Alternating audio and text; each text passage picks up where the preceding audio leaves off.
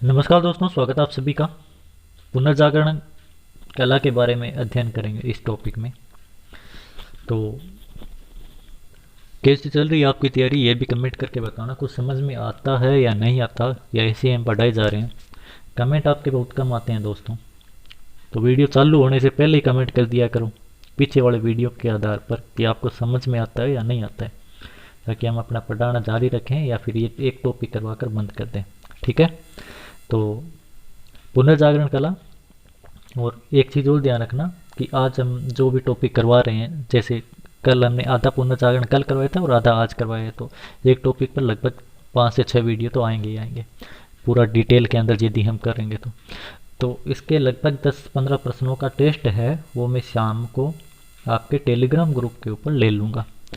नीचे लिंक भी डाल रहा हूँ मैं, कमेंट बॉक्स के अंदर पिन किया हुआ है, लिंक है टेलीग्राम ग्रुप का और जो अपना चैनल है उन दोनों का। तो आप किसी के अंदर भी ज्वाइन हो जाना, और यदि नहीं हुए हैं तो। और वैसे आप ये वीडियो देख रहे हैं तो मेरे अनुसार टेलीग्राम ग्रुप आपने ज्वाइन कर रखा है। पुनर्जागरण कल मानव को केंद्र में रखकर चित्रण किया गया। ये ध्यान में रखना, इसका प्रश्न ही पूछा जाता है, ये लाइन सीधी नहीं लिखी है। मानव को केंद्र में रखकर चित्रण किया गया, इसका मतलब क्या है कि विषय वस्तु क्या रही है, मानव रही है। विषय वस्तु पूछा जाता है कि क्या रही है पुनर्जागरण काल की। जिएटा तो पुनर्जागरण काल का प्रवर्तक कहा जाता है। कला का, पुनर्जागरण कला का प्रवर्तक किसे माना जाता है, तो जिएटा को माना जाता है। इन्होंने जन साधारण में मानववादी विषयों के चित्र बनाए। पहला चित्रकार आप पढ़ेंगे लियोनार्डो दा विंची। विंची के गांव का नाम था। 1452 से 1519 प्रमुख कृति। पहली इन्होंने बनाई मोनालिसा। मोना लड़की का नाम है, मोनालिसा को ल जोकांदो भी कहा जाता है, ये ध्यान रखना।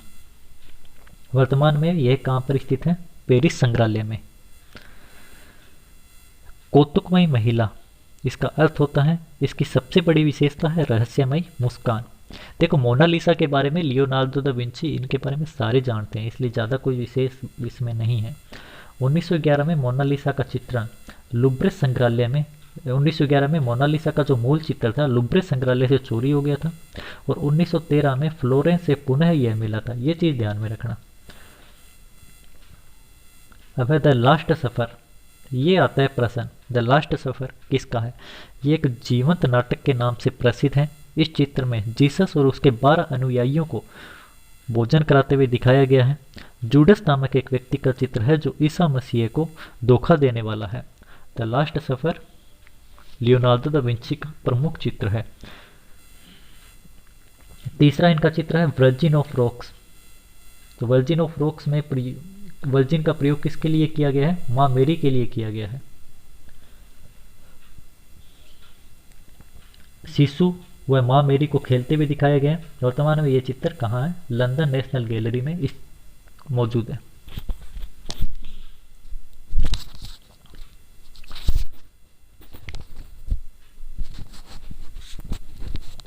आगे है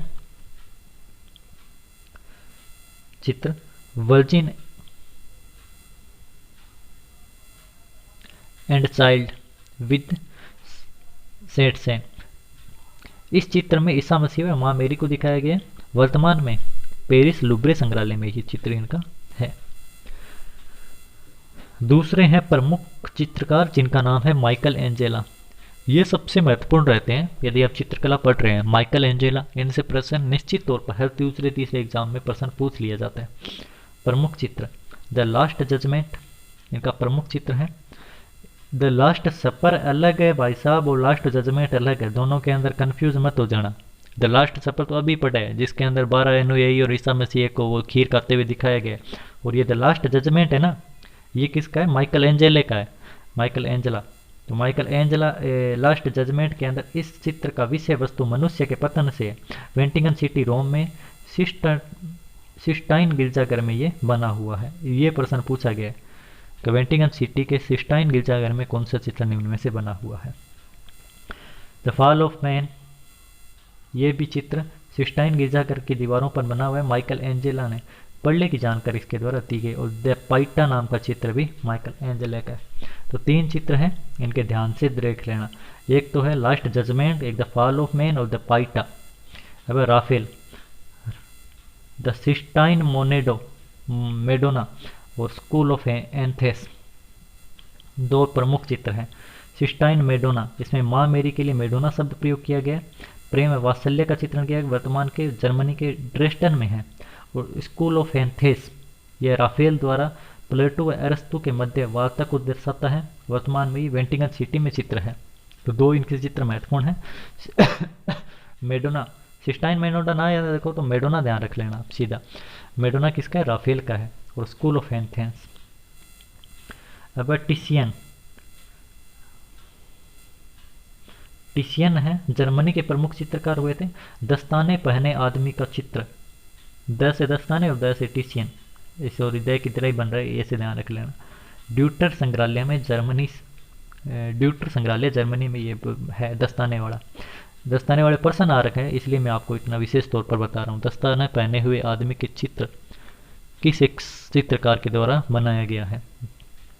बेल्जियम के आइक बंधु ने रंगों को मिश्रित करके तेल का प्रयोग किया था। ये अलग से है, चित्रकार यहीं तक थे, ये अलग से विशेष बात है।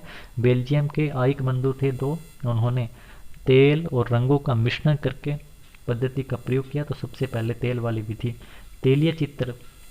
तेलीय चित्र के नाम से जानी गई, ऑयल पेंटिंग के रूप में जानी गई, जो आइक बंधुओं ने चालू की। अब है मेसिसियो, चित्रों को आगे व पीछे निकट दूर करने का बोध करवाया। किसने? मेसिसियो ने। जैसे कोई चित्र हम देखते हैं तो उसके अंदर हमें पता लगता है ये आकृति आगे और ये पीछे, तो इस मेसिसियो के कारण ये संभव हो पाया। अब है मूर्तिकला। तो मूर्तिकला के बारे में बाद में अध्ययन कर लेंगे दोस्तों। आज हमने पढ़ा चित्रकला। चित्रकला में मोटे मोटे तौर पर आपको क्या ध्यान में रखना है मैं आपको बता देता हूँ। एक तो राफेल का विशेष तौर पर ध्यान रखना, ठीक है ना। राफेल ने मेडोना बनाया, मेडोना ज़्यादा पूछा जाता है। और एक का माइकल एंजेलो का ध्यान रखना, इनका जो लास्ट जजमेंट है एक ये, और एक पाइटा का ध्यान रखना। पाइटा अभी तक पूछा नहीं गया, तो मेरे अनुसार कॉलेज प्रोफेसर तक ही पूछा जा सकता है। और दो लास्ट सफर ये हो ही गया।